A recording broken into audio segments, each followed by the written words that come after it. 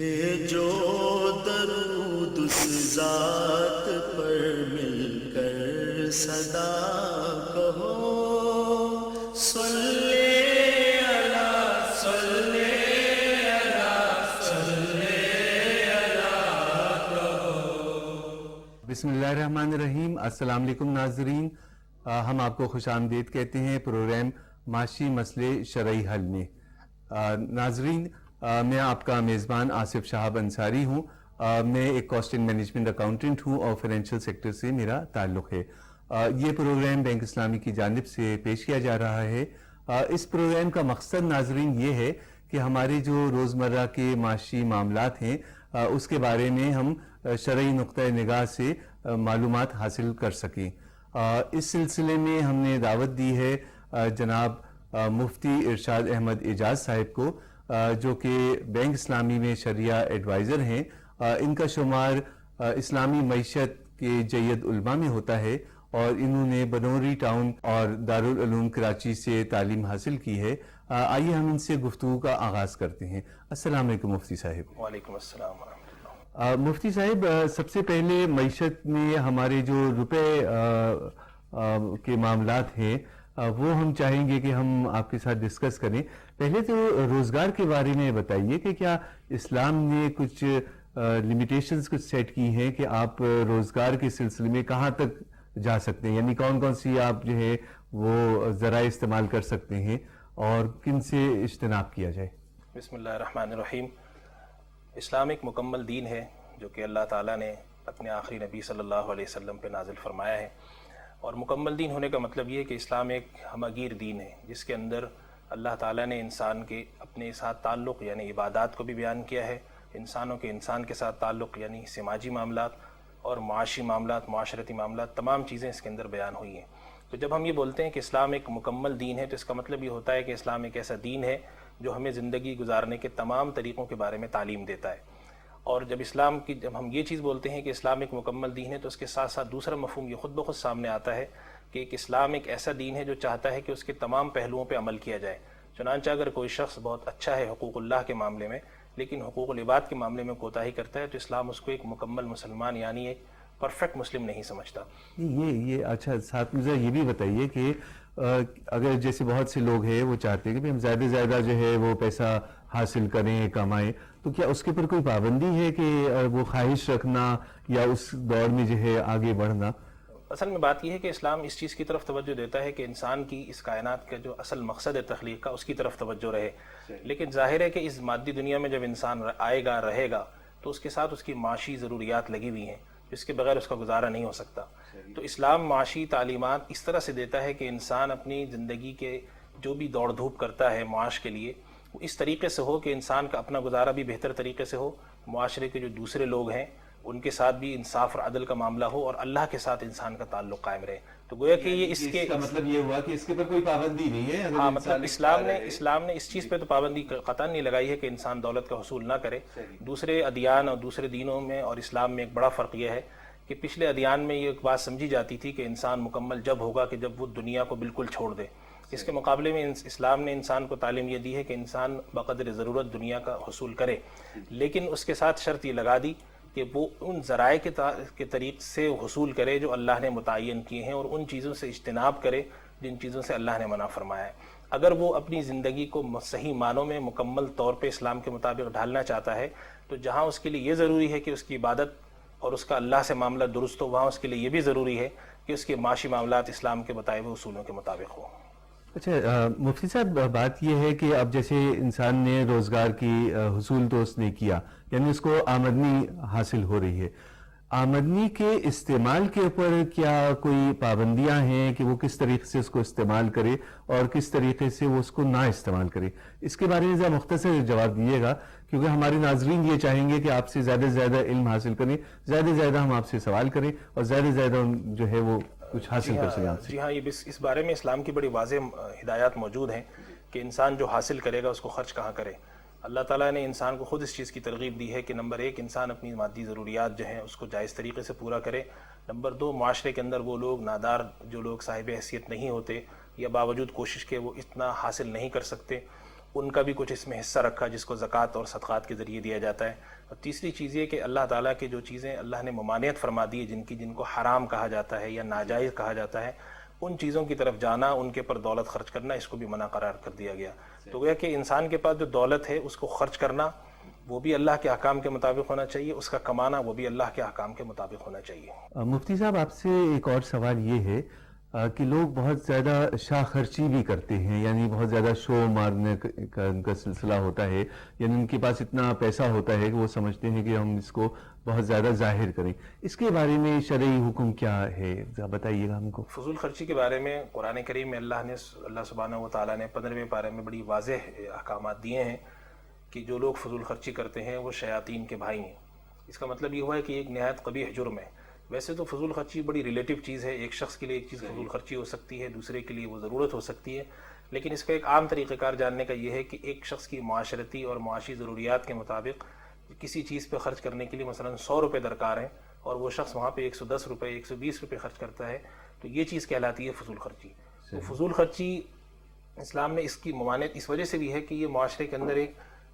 حرص اور ہوس اور دنیا کی طرف دوڑ کو ترغیب دیتی ہے. ظاہر ہے کہ اگر کوئی شخص 100 کی جگہ 110 خرچ کر رہا ہے تو دوسرے کی تمنا ہوتی ہے کہ میں 120 کروں، تیسرا چاہتا ہے کہ 140 کروں. تو نتیجہ یہ نکلتا ہے کہ انسان کی جو اصل دوڑ ہے وہ اس چیز کے پر چلی جاتی ہے کہ میں زیادہ سے زیادہ دولت خرچ کروں، زیادہ سے زیادہ میرا معاشرے میں مقام ہو اور زیادہ سے زیادہ میرا دکھاوا ہو. تو اسلام کی تعلیم سے معلوم ہوتا ہے کہ یہ چیز اللہ کے رسول صلی اللہ علیہ وسلم نے بھی اور موجود ہیں، ہم ان کے ساتھ گفتگو کا سلسلہ جاری رکھیں گے. مفتی صاحب، یہ بتائیے کہ معاشی سرگرمیوں میں اسلام کیا ہدایات دیتا ہے، کس طریقے سے معاشی مسئلوں کو، سرگرمیوں کو ہم جاری رکھیں؟ بسم اللہ الرحمن الرحیم. معاشی سرگرمیاں کسی بھی انسانی معاشرے کا ایک بہت اہم حصہ ہوتی ہیں. اس کے ذریعے وہ معاشرہ اپنی مادی ضروریات پوری کرتا ہے، اپنا نظام بقا اس کو جاری رکھتا ہے، اپنا نسل اور سارے سلسلے اسی کے پر موقوف ہوتے ہیں. تو اسلام نے اس کے بارے میں بڑی واضح ہدایات دی ہیں اور اسلام ان طریقوں کو بہت اپریشیٹ کرتا ہے اور بہت اسلام ان طریقوں کو انکریج کرتا ہے کہ جو طریقے معاشرے کے اندر صحیح معنوں میں دولت کی تقسیم ایک عادلانہ طریقے سے رکھ سکیں، اور ان طریقوں کو بہت سخت ناپسند کرتا ہے اور ان کے خلاف ہدایات جاری کرتا ہے جو طریقے معاشرے کے اندر ظلم کا، استحصال کا اور معاشرے کے اندر کسی قسم کی ناہمواری کا سبب بنتے ہوں. مثال کے طور پہ اسلام نے سختی سے جوئے پہ پابندی لگائی، اسلام نے سختی سے ان سرگرمی پہ پابندی لگائی جو سرگرمیاں دھوکہ دہی میں آتی ہیں، جن کا تعلق لوگوں کو دھوکہ دے کر کمانے سے ہوتا ہے، تجارت کے کچھ ناجائز طریقے ہیں. اور خاص طور پہ سر فہرست ہم سب جانتے ہیں کہ اسلام نے سود کو حرام قرار دیا اور اس کی بڑی شدید الفاظ میں مذمت فرمائی. تو یہ ساری وہ چیزیں ہیں جس سے ہمارے سامنے ایک بڑی واضح تصویر سامنے آتی ہے کہ اسلام جس قسم کا معاشی نظام پیش کرنا چاہتا ہے وہ معاشی نظام ایک بہت ہی عادلانہ، معاشرے کے تمام افراد کے لیے ایک نہایت ہی منصفانہ طریقے سے چیزیں فراہم کرنے والا نظام ہونا چاہیے. اس کے علاوہ اسلام کے معاشی نظام کی ایک دوسری بڑی خصوصیت یہ ہے کہ اسلام اس چیز کو باقاعدہ طور پہ معاشرے کے اندر بتاتا ہے کہ معاشرے کے سارے افراد تمام ہر قسم کی معاشی سرگرمیوں کے اہل نہیں ہوتے، اور وہ لوگ وہ ہوتے ہیں کہ جو اپنی تمام تر کوششوں کے باوجود یا اپنی کسی ایسی خرابی کی وجہ سے وہ معاشرے کے اندر صحیح طور پہ دولت کی پیدائش میں حصہ نہیں لے سکتے. تو اس کا نتیجہ یہ نکلتا ہے کہ وہ لوگ معاشرے کے اندر مستحقین میں ان کا شمار ہوتا ہے. تو اسلام اپنی جو معاشی ہدایات دیتا ہے تو ایسے لوگوں کے لیے بھی اسلام نے بڑی واضح ہدایت دی ہیں کہ ان لوگوں کے ساتھ کیا رویہ رکھا جائے. ان کے لیے اسلام نے ایک زکوٰۃ کا تصور پیش کیا، ان کے لیے اسلام نے صدقات کا تصور پیش کیا، ان کے لیے اسلام نے خیرات کا تصور پیش کیا. اور اس کے علاوہ اسلام نے جو ملازم ہے، آجر اور اجیر کا جو ایک بڑا مشہور رشتہ ہے، ایک شخص ملازم رکھنے والا ہے، ایک شخص ہے جو کسی کا ملازم ہے، اس رشتے کے سلسلے میں بڑی واضح ہدایات ہیں. ایک بڑی مشہور حدیث ہے کہ رسول اللہ صلی اللہ علیہ وسلم کا ارشاد ہے کہ اپنے مزدور کو، اپنے ملازم کو اس کا پسینہ خشک ہونے سے پہلے اس کی اجرت دے دو. تو یہ وہ ساری ہدایات ہیں جس سے ہمیں معلوم ہوتا ہے کہ اسلام کا جو نظام معیشت ہے وہ نہایت ہی عدل اور انصاف کے پر مشتمل ایک نظام ہے. مفتی صاحب، یہ رمضان کا مہینہ ہے، ماشاءاللہ بڑا بابرکت مہینہ ہے. ہم سب لوگ جو ہیں مائل ہوتے ہیں اس طرف اپنے اسلامی شعار کو پورا کرنے کے لیے. یہ بتائیے کہ اس مہینے میں ہم کس طریقے سے اپنی معاشی معاملات کو امپروو کرنے کے لیے کیا اقدامات کریں اور کیا ہم کریں، ذرا بتائیں گے اس سلسلے میں؟ رمضان کا مہینہ جو ہے یہ ایک ایسا مہینہ ہے جس کے بارے میں رسول اللہ صلی اللہ علیہ وسلم کا ارشاد ہے کہ اس مہینے میں اللہ تعالیٰ سرکش جنات اور شیاطین کو قید فرما دیتے ہیں، اور اللہ کی طرف سے ایک فرشتہ ہوتا ہے جو روزانہ ندا کرتا ہے کہ اے برائی کے چاہنے والے پیچھے ہٹ، اے اچھائی کے چاہنے والے آگے آ. اور اس مہینے میں اللہ تعالیٰ نفل کا ثواب فرض کے برابر اور فرض کا ثواب 70 گنا بڑھا دیتے ہیں، اور دن بھر انسان روزے سے ہوتا ہے جو کہ ایک مکمل عبادت ہے، رات کو انسان نوافل پڑھ رہا ہوتا ہے۔ آج ہم تہیہ کر سکتے ہیں کہ اس مہینے سے آغاز کریں۔ وہ لوگ جن کے یہاں ان کے کاروبار یا ان کی آمدنیاں حرام ہیں، یا وہ لوگ جو کہ زکوٰۃ کے مسائل نہیں جانتے، یا وہ لوگ جن کو یہ نہیں پتہ کہ اسلام نے سود کو حرام کیا ہے، انشورنس کے اندر جو کچھ بھی خرابیاں ہیں ان کو اسلام منع کرتا ہے، تو ایسے تمام لوگ ہمارے اگر اس سلسلے کو دیکھتے رہیں گے تو ان کا مہینے کے آخر تک ان کو بہت کچھ معلوم ہو سکے گا۔ اس سے اپنے وہ آنے والے وقت میں جو کچھ بھی مسائل ان کی زندگی میں آتے ہیں اس کا حل بھی وہ جان سکیں گے، اور اس مہینے میں وہ کم سے کم یہ تہیہ ضرور کر سکتے ہیں کہ آنے والے وقت میں اگر ہمارے اندر 100 خرابیاں ہیں تو ہم اس ایک کو ٹھیک کریں، اور اگلے دن دوسرے کو ٹھیک کریں، تو آہستہ آہستہ طریقے۔ سب سے اہم بات یہ ہوتی ہے کہ اسلام اس چیز کی طرف ترغیب دیتا ہے کہ انسان اپنے آپ کو بدلے۔ اب بعض دفعہ انسان اس وجہ سے ہمت چھوڑ دیتا ہے کہ بھائی میں اتنا گناہوں میں ملوث ہوں، اب میرا اپنے آپ کو بدلنا ممکن نہیں ہے، یا میں اتنا آگے چلا گیا ہوں۔ لیکن اگر ایک شخص قرآن اور حدیث پر نظر رکھتا ہو، اس کو یہ صاف بات سمجھ میں آئے گی کہ اسلام اس چیز کو ضرور انکریج کرتا ہے، اور اسلام اس چیز کی طرف توجہ دیتا ہے کہ انسان اپنے آپ کو بدلنے کی کوشش کرے۔ اگر وہ 100 معاشی خرابیاں اس کے اندر ہیں تو ایک بدل لے، تو کم سے کم اس کے اندر 100 تھی پہلے خرابیاں اب 99 رہ جائیں گی، اور اس طریقے سے جتنا آگے بڑھتا چلا جائے گا، اگر وہ پہلے سود لیتا تھا اب سود لینا چھوڑ دے، تجارت کے ناجائز طریقے تھے وہ چھوڑ دے، لاٹری کا کام ہے، یا اس کے علاوہ جو 20 سے اس معاشرے کے اندر خرابیاں ہیں اس کو دور کرے، اور اس کے ساتھ ساتھ ان معاملات کے سلسلے میں اپنی معلومات میں اضافہ کرے، دین کو سیکھنے کی کوشش کرے۔ مفتی صاحب، اس کا مطلب یہ ہوا جہاں تک میں سمجھا ہوں کہ پہلے تو ہم اپنی جو نالج ہے شرعی معاملات کے سلسلے میں، یعنی کہ جو معاشی مسائل ہیں اس کا اگر ہمیں شرعی پہلو پتہ لگ جائے تو اس کا مطلب ہے ہمیں آگہی حاصل ہو گئی کہ کیا جائز ہے اور کیا ناجائز ہے، اور اس کے بعد ہمیں کوشش یہ کرنی چاہیے کہ ہم جائز چیزوں کو اپنائیں اور ناجائز سے ہم پرہیز کریں۔ اچھا مفتی صاحب، ایک سوال بہت اہم ہے تو بہت بنیادی لیکن بہت زیادہ انٹرسٹ کا ہے، کہ جو پاکستان کا جو قیام ہوا تھا تو اس کا جو نظریہ تھا وہ یہی تھا کہ ہم ایک اسلامک اسٹیٹ بنائیں، اور جب وہ اسلامک اسٹیٹ بنے تو اس میں اسلامی معیشت ہو، اسلامی رولز اور ریگولیشنز ہو، اور اسلامی طرز زندگی ہو۔ تو آپ کیا سمجھتے ہیں کہ ابھی ہمیں اس طرف ہم بڑھ رہے ہیں، اس طرف ہمیں بڑھنا چاہیے، اور ابھی کیا صورتحال ہے؟ آپ کی نظر میں کیا صورتحال ہے؟ میں سمجھتا ہوں کہ یہ آپ کا بہت اہم سوال ہے، اور خاص طور پہ آج کل کے تناظر میں دیکھا جائے تو پاکستان کے اندر کچھ ایسے عناصر اس وقت دنیا آ چکے ہیں کہ جو یہ سمجھتے ہیں کہ پاکستان کا قیام شاید اسلام کے مقاصد کے لیے نہیں تھا، ایک بس قائد اعظم اور جتنے لوگوں نے اتنے عرصے کوششیں کی ہیں ان کا مقصد یہ تھا کہ ایک ہمیں خطہ زمین مل جائے۔ حالانکہ ایسی بات نہیں ہے۔ جو لوگ قیام پاکستان اور اس سے پہلے کی تاریخ پہ نظر رکھتے ہیں ان کو پتہ ہے کہ مسلمانوں نے اس بنیاد پر اس ملک کے آزاد ہونے کا فیصلہ کیا اور اپنی جانیں قربان کی، اور لاکھوں لوگوں نے اپنی جانیں قربان کی، جان، مال، عزت، آبرو، ہر چیز کو انہوں نے صرف اور صرف اس لیے قربان کیا کہ ان کو ایک ایسی جگہ مل جائے، ایک ایسا ان کو خطہ مل جائے جہاں پر وہ اپنے اسلامی نظام کا نفاذ کر سکیں۔ اور اگر آپ پاکستان کی ابتدا کے اندر جو ہمارے رہنما موجود تھے جن کے اندر قائد اعظم ہیں، اور علماء کرام میں حضرت علامہ شبیر احمد عثمانی رحمۃ اللہ علیہ، مولانا ظفر احمد عثمانی رحمۃ اللہ علیہ، اور ان تمام حضرات کی اگر آپ کوششیں دیکھیں تو ان لوگوں نے اس چیز کی طرف کوشش کی، اور خاص طور پہ میں اس موقع پہ حوالہ دوں گا قرارداد مقاصد کا، کہ جس کے اندر ان حضرات کی کوشش یہ تھی کہ پاکستان کے اندر پاکستان کا مجموعی سیاسی نظام، پاکستان کا مجموعی معاشی نظام، پاکستان کا مجموعی معاشرتی نظام، یہ سارے کے سارے نظام اسلام کے قوانین کے عین مطابق ہوں اور اس کے اندر ڈھلے ہوئے ہوں۔ اور اگر اس خواب کو بدقسمتی یہ صحیح کہہ سکتا ہوں میں، اللہ تعالیٰ کی تقدیر میں کیا منظور تھا، یہ سارے مخلصین یہ رہنما چلے گئے، اور اب بدقسمتی کے پاکستان کے قیام کو 60 سال ہونے کو آ رہے ہیں، اور ابھی تک یہ تمام نظام مکمل طور پہ نافذ نہیں ہوئے۔ کچھ کوششیں اب شروع ہوئی ہیں، تو میں یہی بات عرض کر رہا تھا، اس سے پچھلے سوال میں جو آپ نے بات کہی تھی میں یہی عرض کر رہا تھا کہ لوگوں کے لیے سب سے پہلے یہ ضروری ہے کہ وہ اپنے اندر اس چیز کا شعور بیدار کریں، اسلام کی معلومات حاصل کر کے کہ ان کے اوپر بحیثیت مسلمان کیا ذمہ داری عائد ہوتی ہے۔ دین کا صرف یہی سیکھنا نہیں کافی کہ انسان نماز سیکھ لے، روزہ سیکھ لے، بلکہ اس کے گفتگو کا سلسلہ جاری ہے مفتی صاحب کے ساتھ۔ مفتی صاحب، ایک سوال اور ابھرتا ہے، وہ یہ ہے کہ اسلامی معیشت کے جو نظام ہے اس میں ایک عام مسلمان کے پر کیا لازمی بنتا ہے کہ وہ اپنا رول کس طریقے سے ادا کرے؟ بسم اللہ الرحمن الرحیم۔ ایک اسلامی نظام معیشت میں ایک عام مسلمان اپنا کردار کئی طریقے سے ادا کر سکتا ہے۔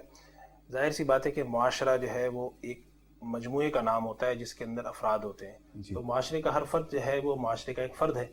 اس وجہ سے اس کی ذمہ داریاں اسلامی نظام معیشت کے سلسلے میں جس حد تک وہ معاشرے میں کردار ادا کر رہا ہے اس حد تک محدود ہیں. فرض کریں کہ ایک شخص کہیں ملازم ہے تو اس کی ذمہ داری اسلامی نقطہ نظر سے یہ ہے کہ وہ اپنے اوقات مکمل طور پہ صحیح معنوں میں پورے کرے, جو ذمہ داریاں اس کو دی گئی ہیں اس کو صحیح طور پہ ادا کرے. ایک شخص کہیں پر ادارے کا سربراہ ہے, اس کی ذمہ داری یہ ہے کہ وہ اپنے ملازمین کے ساتھ ان اصولوں کے مطابق برتاؤ کرے جو اسلام نے متعین کیے ہیں. ایک شخص کسی حکومتی ادارے کا سربراہ ہے, وہاں پر وہ اسلامی نظام معیشت کا نفاذ اس طریقے سے کرے گا کہ جو کچھ بھی سرمایہ کاری کا نظام ہے, جو کچھ بھی جو اپنے یہاں وہ مال فراہم کیا جاتا ہے, ملازمین کی تنخواہیں رکھی جاتی ہیں جن اداروں میں, ان ساری چیزوں کو وہ اسلامی طریقے سے مینج کرے. پھر اسی طریقے سے معاشرے کے اندر ایک طبقہ آتا ہے حکمرانوں کا. یہ وہ طبقہ ہے جو معاشرے کے بارے میں اپنی پالیسیز اور اپنے نظام کو وضع کرتے ہیں. ان کی ذمہ داریاں پھر اسلامی نقطہ نظر سے عام افراد کے مقابلے میں زیادہ بڑھ جاتی ہیں, اس لیے کہ ان کی ذمہ داریوں میں یہ چیز بھی شامل ہوتی ہے کہ وہ ایک پورا نظام وضع کریں. تو اس وجہ سے پاکستان کے تناظر میں اگر ہم دیکھیں تو پاکستان کے حکمرانوں کی ذمہ داری بہرحال بنتی ہے کہ وہ اسلامی نظام معیشت کو سپورٹ کریں, اسلامی نظام معیشت کے لیے قانون سازی کریں اور اسلامی نظام معیشت کی راہ میں جو کچھ بھی مشکلات حائل ہیں ان کو دور کرنے کی کوشش کریں. اور جو ایک فرد ہے یعنی ایک انڈیویجول شخص ہے وہ کس طریقے سے کنٹریبیوٹ کر سکتا ہے؟ اس کے کئی طریقے ہیں. ایک تو میں نے پہلے عرض کیا, دوسرا طریقہ یہ ہو سکتا ہے کہ معاشرے کا ایک بڑا حصہ ہے خواتین کا, جو کہ ہمارے ہاں زیادہ تر ہمارے معاشرتی نظام میں خواتین گھریلو زندگی گزارتی ہیں. تو وہ اس طریقے سے کر سکتی ہیں کہ خواتین اپنی معلومات دین کے بارے میں زیادہ کریں, اور جو ان کے والدین ہیں, ان کے بھائی ہیں, ان کے شوہر ہیں, ان کی اولادیں ہیں, ان کو اس چیز کے بارے میں ترغیب دیں. اور یہ بات باقاعدہ مشاہدے میں آئی ہے کہ بہت سارے لوگوں کی زندگی میں تبدیلیاں محض اس وجہ سے آئی کہ ان کو ان کی خواتین نے ان کے گھر میں جو ان کی والدہ تھی, ان کی بہن تھی, ان کی بیوی بیٹی جو بھی تھی, اس کی طرف سے ایک مہمیز ملی. اس شخص کی زندگی میں تبدیلی ان کے کہنے کی وجہ سے آئی. ان میں سے خواتین ایسی تھیں جو دین کا انہوں نے تعلیم حاصل کی اور اپنے شوہروں سے کہا کہ اگر آپ نے کہیں سودی معاملے کے تحت معاملات کر رکھیں تو اس کو ختم کریں, اگر آپ کسی ایسے معاملے میں انوالو ہیں جس کو اسلام پسند نہیں کرتا. ایسی چیزیں بھی سامنے آئی ہیں کہ بعض خواتین نے اپنے شوہروں کو رشوت لینے سے روکا ہے. تو اس وجہ سے معاشرے کا جو ہر فرد ہے, چاہے وہ کوئی اہل خانہ ہو, چاہے وہ بہن کی شکل میں ہو, بیٹی کی شکل میں ہو, بیوی کی شکل میں ہو, ماں کی شکل میں ہو, بھائی کی شکل میں ہو,